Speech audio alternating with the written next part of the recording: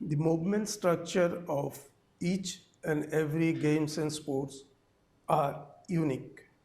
In football also the movements are varied. Coaches and the physical education teachers has the responsibility to make the players familiar with the movement required in the game of football so that they become successful or effective during the course of play. Technique is one of the most important element in football performance. Hence, today I shall confine my topic only on the development of technique. There are many ways and means applied for the development of technique of football. Exercise is one of the important means for the development of the technique. Specific techniques are being used for this specific purpose, keeping in mind the individual peculiarities and the demand of the game.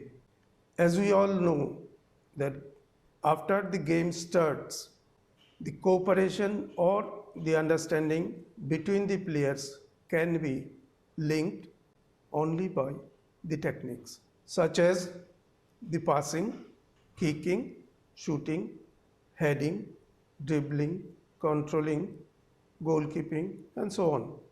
So all these things are linking between the players. To have better communication, we must also develop the technique up to that extent that the players are becoming effective, and during preparation care must be taken so that the players are being exposed time and again with various type of situations, various types of movements which they are likely to face during the course of play, and that will help them to take a prompt and effective decision without much wasting of time. If the coaches or the physical education teachers are not preparing their players well, these players may be becoming a stranger with the situation which they have not been exposed during training. Now, leaving aside the exercises, we will also refer here today the drills. Now, drills are nothing but a predetermined movement carried out by the players in order to develop understanding between the players. Of course, in drills, there is no scope for the player to take any decision.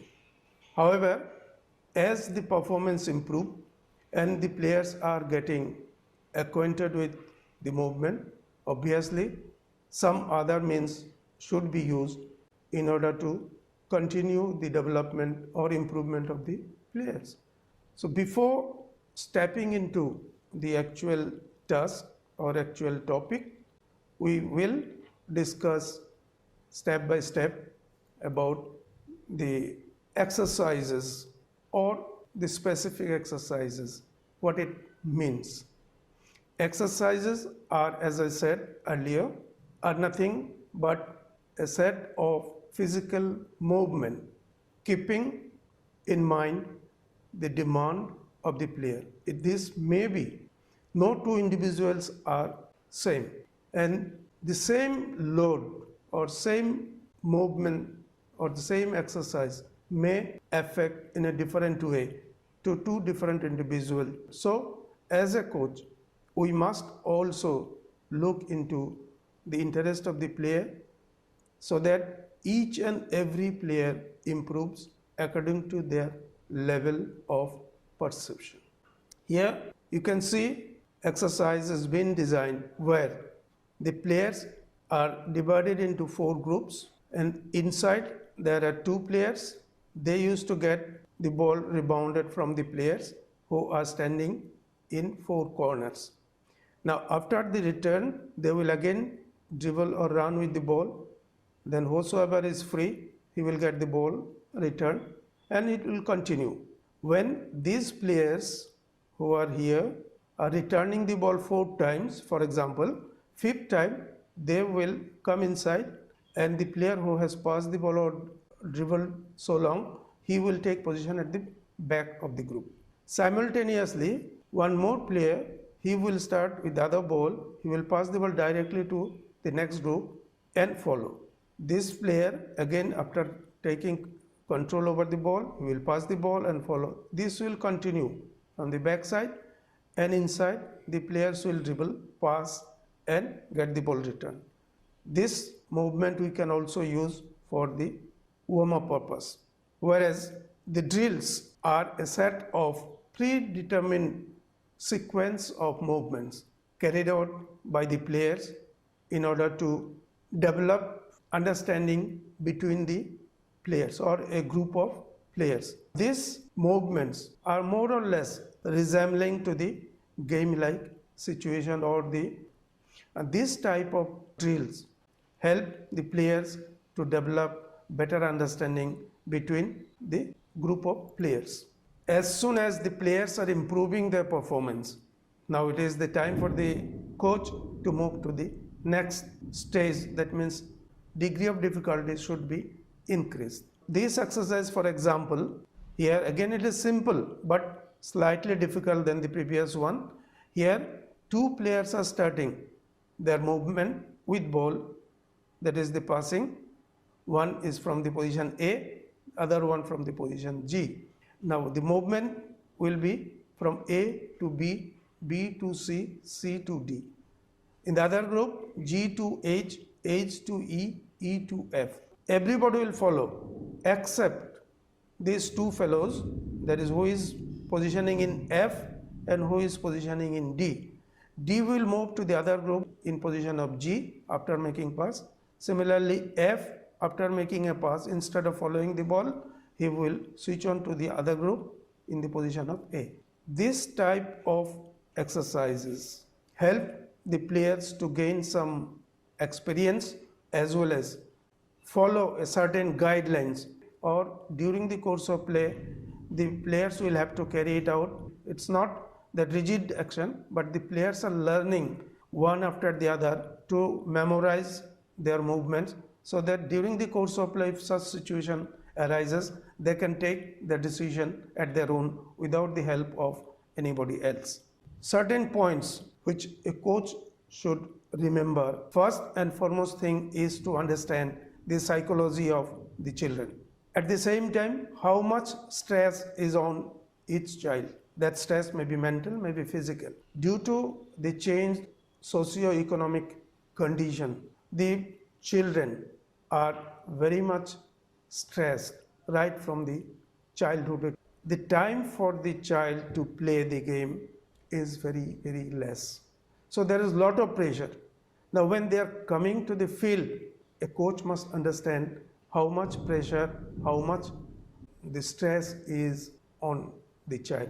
Keeping that in mind, we should prepare our players for the future. Sometimes the students or the children are also fall under the orbit of stress due to the complexity of the exercise or the technique itself. So whenever we are designing our training curriculum, training program, we must see that the complexity of the technique or its execution should match the level of the players. This level means their age, their training age, their experience, and also the sex. The coach should be very, very careful to keep the environment or the surrounding wherever he is practicing or he is exposing the players are conducive for learning. There should be no fear in the mind of the children or the players to be weeded out or be dropped out, because the children are coming here to learn. If they are afraid that if I am not in a position to execute the technique correctly, I may be dropped out, this fear should not be there, because the main aim of all the coaches, of course, is to prepare a player to develop the performance.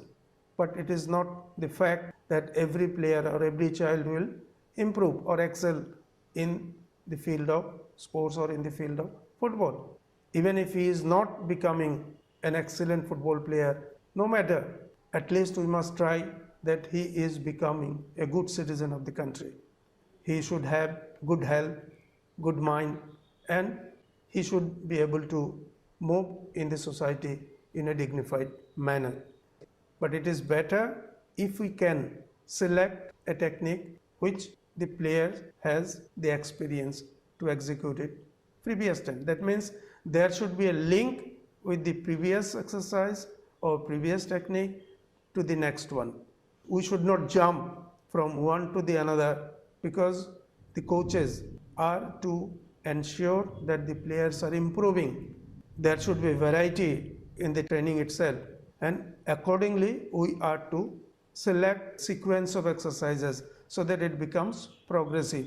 The players are not getting fumbled while executing the next stage of the technique training. In addition to that, sufficient time must be given to the players to repeat the exercise again and again. And we must not be hurriedly moving from one exercise to the other one or one stage to the other one without giving enough time to the players to repeat the exercises for a considerable time. As we also know it that the players are not relishing the practice of technique because it becomes after some time monotonous. So some gap in the form of rest or active rest must be inserted in between two exercises so that the players are not getting tired.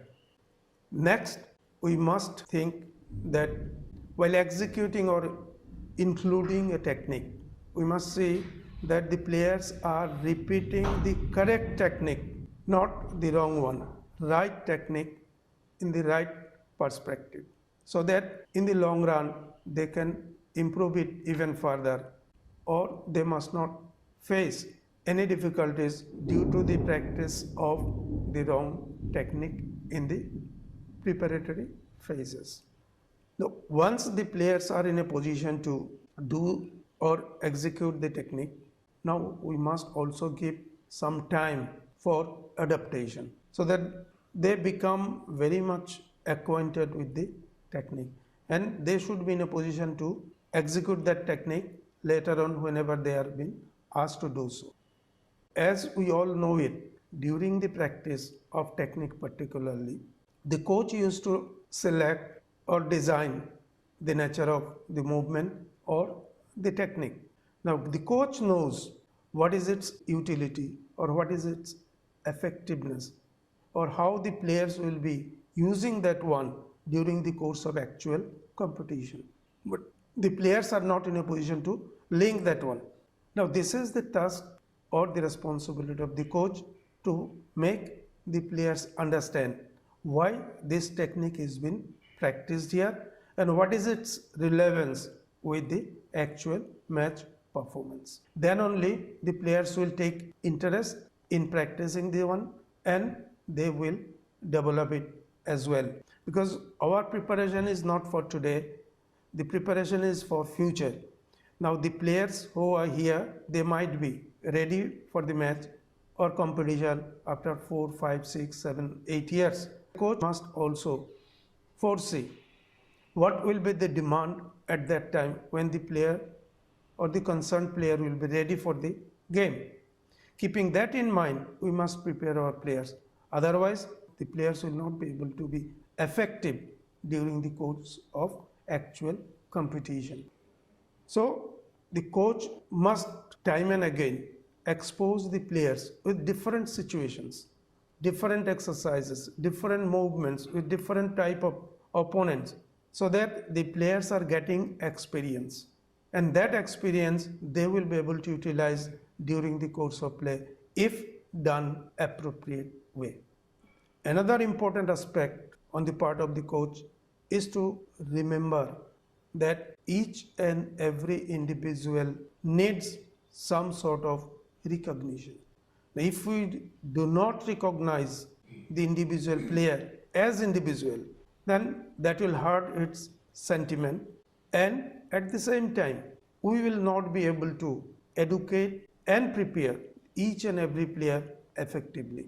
So we cannot have a ready-made recipe, or we cannot have a dictionary where we can find out the solution. So what happened? We as coaches must prepare each and every player according to their individual peculiarities, individual differences. While imparting coaching, it is advisable that the coach is or coach should face the group so that the players can see the face of the coach. At the same time, the coach can see the players' movement, whether they are attending him, they are listening him, or they are realizing him. And at the same time, the coach realizes whether whatever he is communicating is acceptable or the players are in a position to understand. That perceptibility of the players he can understand when he faces the group. Here, one thing is important. Facing does not mean that he will be close to the group. Facing means the entire group should be in front of his eyes so that he can observe each and every player minutely. If we do not face, or the coach is not facing, or he is facing somewhere else, the impact of the learning will not be there. One more important thing is, whenever the coach is explaining maybe sequence of movements, he should use simple but loud enough. Simple language, and his voice should be loud enough so that the players can listen. Not the front line boys, whosoever in the back line, they should also be in a position to understand what the coach is telling or communicating. Now, at the end of the exercise, or when the session is coming to an end, he should brief what he has undertaken, what is its benefit, relevance, and what he could not achieve. Means how the players have reacted to it, how the players were in a position to perform the activity, and how much they could not do it, why they could not do it, and what is his future plan. So that next day, whenever the players are coming, they are mentally prepared to carry out those movements. Now, in the process, if the players are asking certain questions or any doubt, it is the responsibility of the coach to make it clear. The players should not go without the clarification. However, it is not expected that the coach will be able to satisfy each and every question. It may so happen some question, some delicate points are there which the coach himself also may not be aware of. It may so happen. So in that case, he should tell frankly, confess frankly, well, boy, I don't know this. Tomorrow I'll refer the thing and I'll let you know. Under all circumstances, the doubt of the players must be clarified. And whenever the players are going home, it should be like that the players are happily living. They must learn something new. It is not that they are coming, practicing and going back. They must also understand what is the benefit of the time they have spent during the session. Now, the first and foremost thing for the players to remember is to orientate the situation. What is the environment, how the ball is coming, whether it is low, it is high, or to whom you are going to make a pass, all these things, but that is the entire situation should be taken into consideration. Once they have observed the situation, now next step is to take a decision on the basis of the observation or the judgment.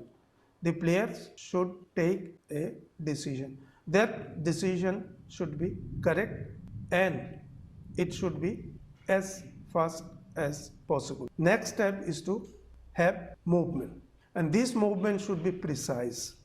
That means it should be economical as well as it should be effective. Now, once we are moving or the players are moving for the execution of the technique is to align the body.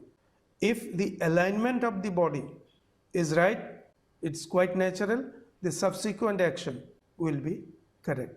Now, once you have aligned your body, you have to execute, then the important thing is the first touch.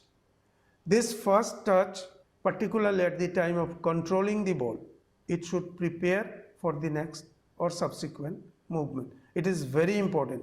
Now this first touch will be correct only when our alignment is correct and our approach is at the nick of time. The next important aspect is the execution of the technique. Now it should also be done at the right time.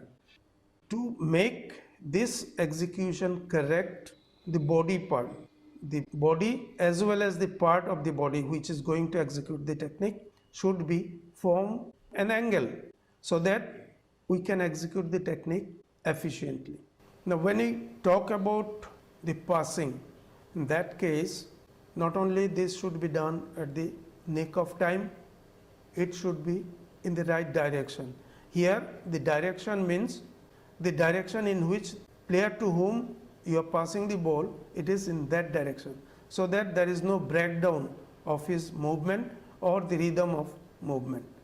If the player is forcing to break his rhythm, that means we are taxing our own teammate to waste his energy. Moreover, this will cause the movement slower, which is not advisable nor desirable. And the important aspect in this execution of technique is accuracy. Now here accuracy does not mean we are sending the ball into the hole as it is done in golf. Here in football the accuracy means it must be done in the right direction, right time with adequate speed or velocity, whatever you call it, so that the ball is reaching with adequate force to the player to whom we are passing it. Now this accuracy, of course, not only alone important in passing, it is equally important in controlling the ball. And in controlling, again, we are controlling the ball economically, there is no doubt in this, if all other things are correct.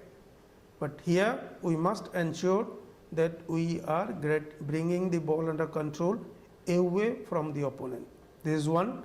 Second, our first touch should give a new direction in which we are supposed to move. Whether we are moving or we are taking a shot at the goal or whatever we are making a pass, that is to be done efficiently and effectively, so that whenever we are bringing the ball under control, we are facing as little challenge from our opponent. As far as the kicking is concerned, the coaches should remember certain points which will help them to identify the problems or the faults, rectify them, and in turn their training will be much more effective. First, we have to bifurcate the technique. First is the approach. Now approach, it may be straight, it may be diagonal, depending upon the nature of the technique. We are to see as a coach whether his approach or the approach of the player concerned is adequate or not. Does it favor for the next movement or not? These are the things should be taken care of.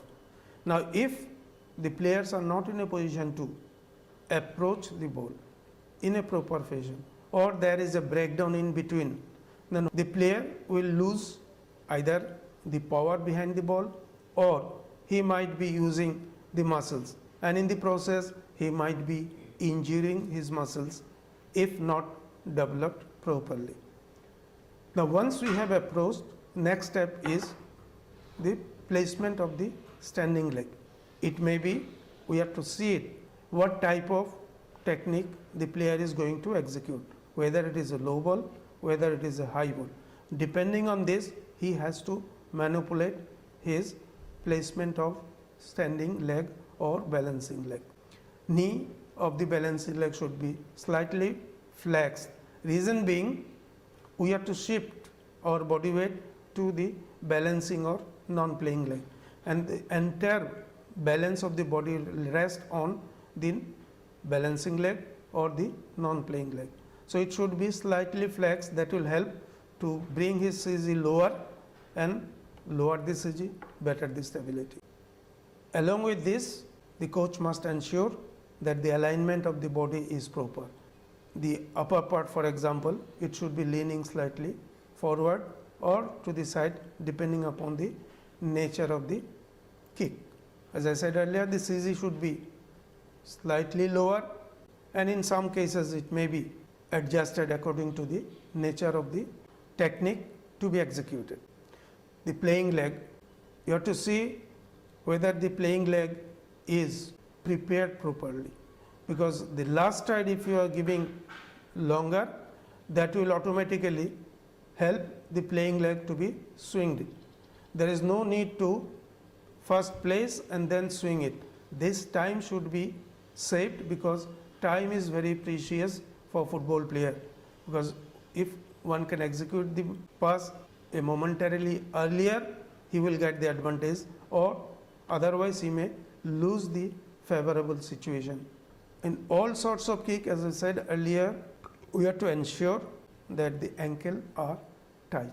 It can be loose only at the time of controlling the ball. Otherwise, there is no question of keeping the ankle loose. Now, trunk and shoulder also influences the quality of the kick. If it is twisted, not perpendicular to the direction of the intended kick, obviously the ball will be moving away from the target. So this will give an indication to make it perpendicular to the intended pass. Now this is for the forward one. Now when we are to make backward, or say for example overhead volley, then what will happen, if the shoulder is not kept perpendicular, the ball will be deviated, or will not get the proper contact with the ball. Now contact, as we all know it, is important for effective or the correct execution of the technique.